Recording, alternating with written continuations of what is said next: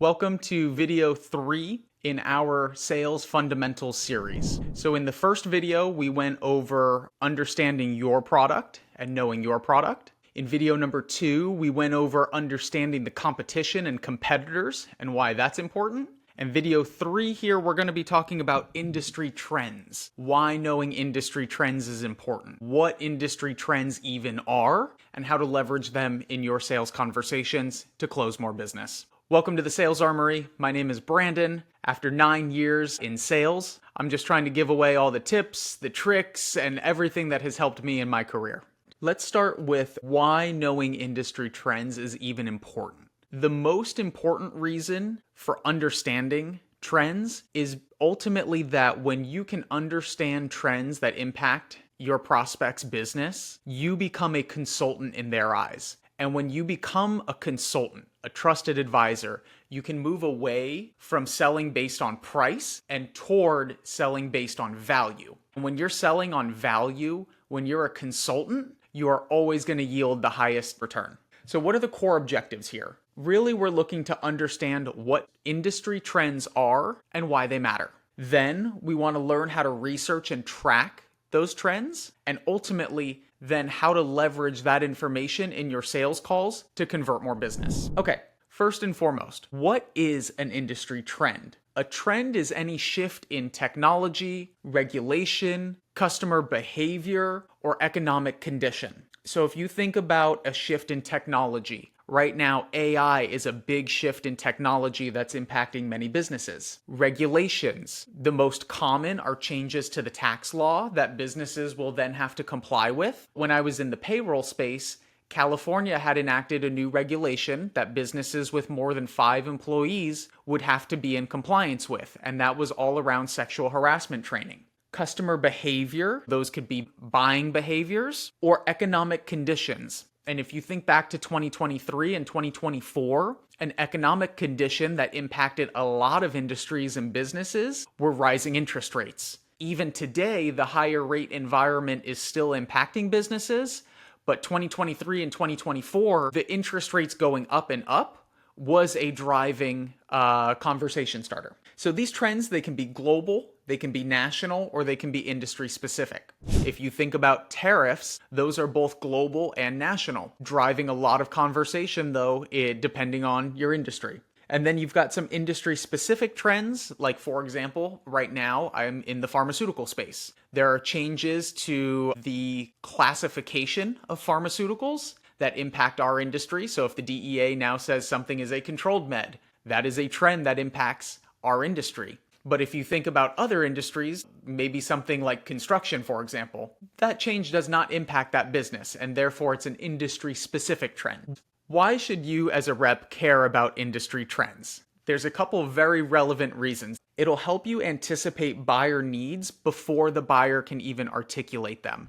You see, a lot of times what happens, especially when you have changes, let's say changes to the tax code or changes to regulation that businesses have to get in compliance with, a lot of the time that is met with uncertainty and anxiety before anything else. You see, the news cycle does a good job of telling us that changes are coming, but for a specific business owner, it won't always outline how to get in compliance with that new change. And so if you can come with information, not only can you quell that anxiety and provide certainty in an uncertain time, you're going to be able to know how the conversations are going to go, or you're going to have a good understanding of how those conversations are going to go before you even sit down with that client or with that prospect. It'll allow you to build credibility and position you as that consultant or that trusted advisor. So if you're the one who can provide certainty and information in an uncertain time, then to that client, to that prospect, to that business owner, you become an irreplaceable asset. It will make your outreach and your presentations more relevant. So if you can reach out regarding a change or an industry trend, that is far more compelling to a business owner than if you were just reaching out based on the UVP of your company. And then it shows empathy and alignment with the buyer's world. If you're able to provide information on the changes that are happening in a specific industry or that are impacting a certain business, to that business owner, you come across as aligned, as someone who gets it, someone who understands, and someone worth having a conversation with. How to identify key trends? I think ultimately this can be summed up by giving a shit about your industry. You see, we'll talk about the tactics. I think it's easy, but ultimately it comes down to caring about the industry that you sell inside of. So reading industry news, if you think trade journals, reports, LinkedIn, all of these are resources where you can be getting news about what's going on inside of your industry.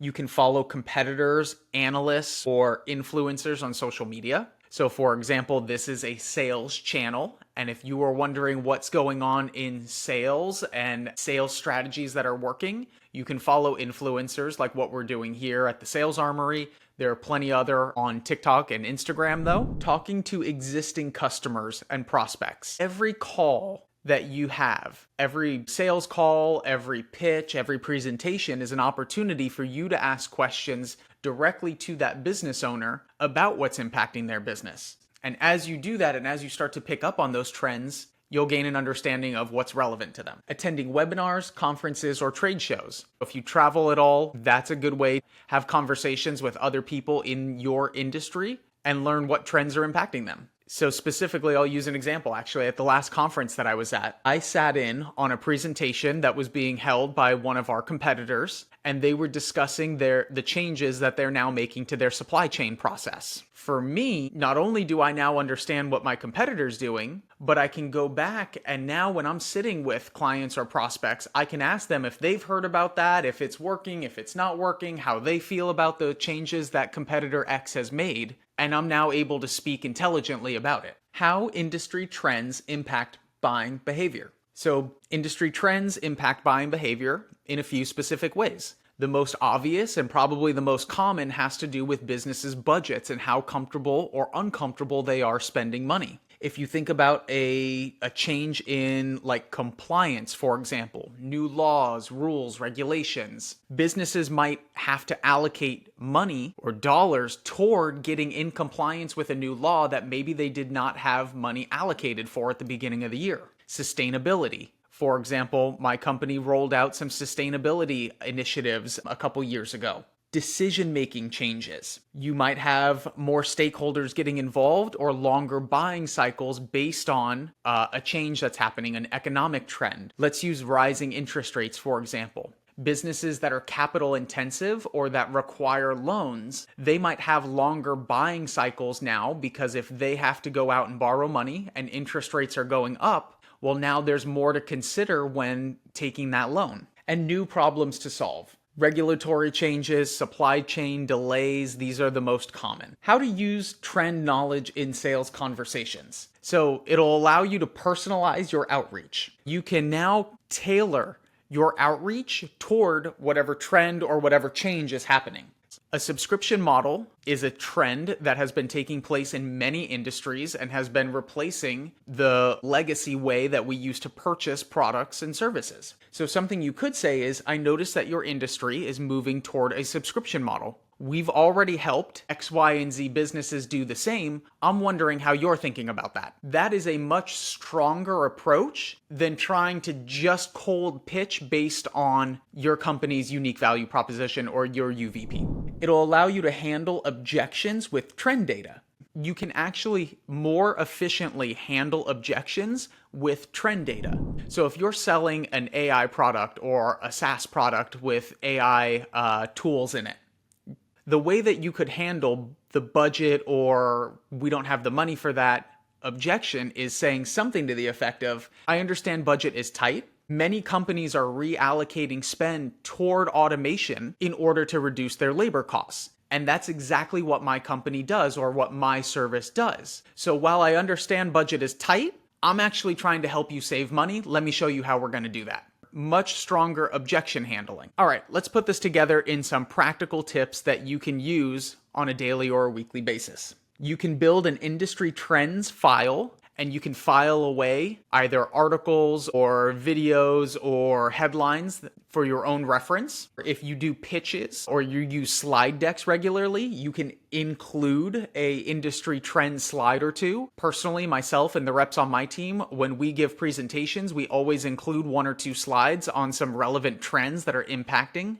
that business. If you have team meetings with either your team of sales reps or if you're on a team, you could bring up a trend of the week where you allocate 2 to 5 minutes just to discuss different trends or maybe a popular trend that's going on in your industry or that's impacting businesses. And I would encourage everyone to bring up a trend on every call. This is something that I do every day. I like to call it the give-ask method. If you follow Gary Vaynerchuk, he said he has a theory of jab, jab, jab, right hook, which basically means you give before you ask. And here's what I mean.